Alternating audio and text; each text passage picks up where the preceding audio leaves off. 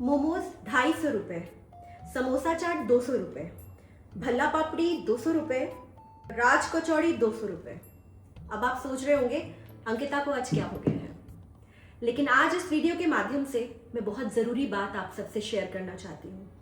और ज़रूरी बात यह है कि अभी मैंने जितने भी प्राइस पढ़े ना, ये चुटर पुटर खाते हैं हम हर वीकेंड पे या कभी कभी वीक में 1-2 बार, इन सब के प्राइसेस से अगर कंपेयर करें तो एक किताब का प्राइस कुछ भी नहीं होता है, उससे भी कम होता है कभी कभी। लेकिन जब हमें कोई कह दे कि किताब खरीद के पढ़ो, तब हम बड़े कंजूस बन जाते हैं। बुरी बात है ना ये।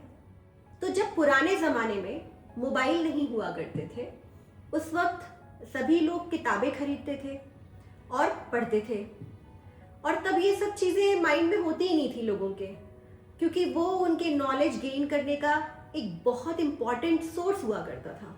अलग अलग विषयों पर किताबें होती थी, इतिहास पर होती थी, स्पिरिचुअल बुक्स होती थी, फिक्शन होती थी, हिस्टोरिक होती थी, न जाने दुनिया भर की नॉलेज इसमें भरी हुई होती थी। आज भी वैसी और पुरानी और नई और अच्छी किताबें मार्केट में उपलब्ध हैं, लेकिन हम हमेशा कंजूस ही करते हैं। हमें चाहिए कि हम उन पुरानी आदतों की तरफ लौटें, हम ज़्यादा से ज़्यादा पढ़ें, ताकि इससे नए लेखकों और नए कवियों को इससे काफ़ी सपोर्ट मिलेगा।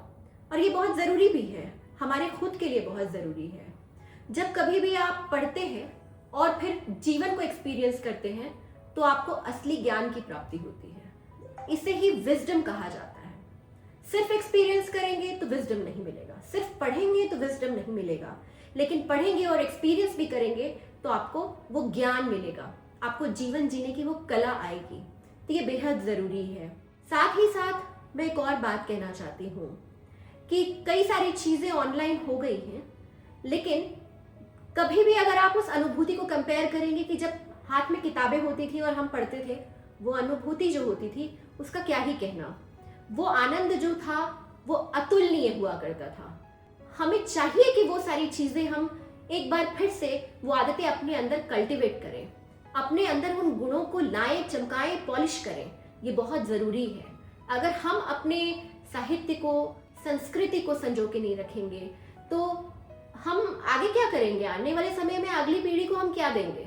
और ये बहुत ही ज़रूरी है, ये विचार करने योग्य ये बात है, हमें सोचना चाहिए इस चीज़ के लिए। तो ये जो हम छोटे मोटे खर्चे कर देते हैं, तो कभी इसमें कटौती कर सकते हैं और किताबें खरीद सकते हैं और पढ़ सकते हैं। बहुत सारे राइटर्स की दुनिया भर की प्यारी प्यारी किताबें मार्केट में उपलब्ध हैं, पुराने नए दोनों।